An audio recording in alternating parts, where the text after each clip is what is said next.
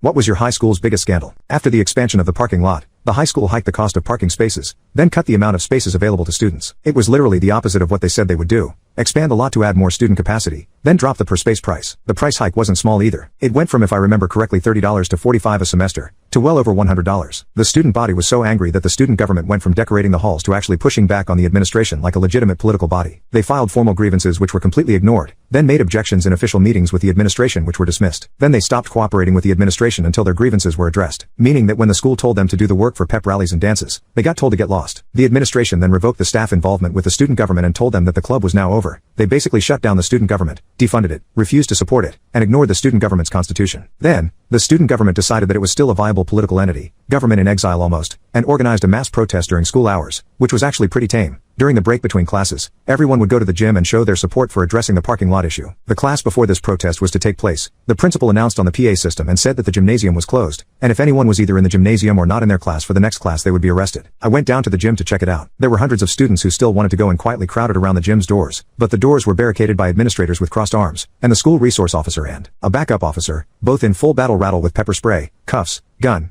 and everything else you'd see a cop with on patrol. We later found out that administrators had pulled members of the student government out of class during this time, and several of them were threatened with immediate expulsion. The student government and body blinked. Everyone went to class on time and the issue basically died. At next month's pep rally, we were informed that a new student government had been appointed and we were introduced to them. The head of the government said something about fighting the parking fees, but the message that the student body had gotten from the administration was clear: step out of line, and we'll push you into the school to prison pipeline. The purpose of the student government was to show how the democratic process works. What we got was a display of actual tyranny. An unpopular decision that affected the student body, and caused the student government to respond, was met with open refusals, threats, the elimination of a legitimately elected government to be replaced by a puppet government sponsored by moneyed interests.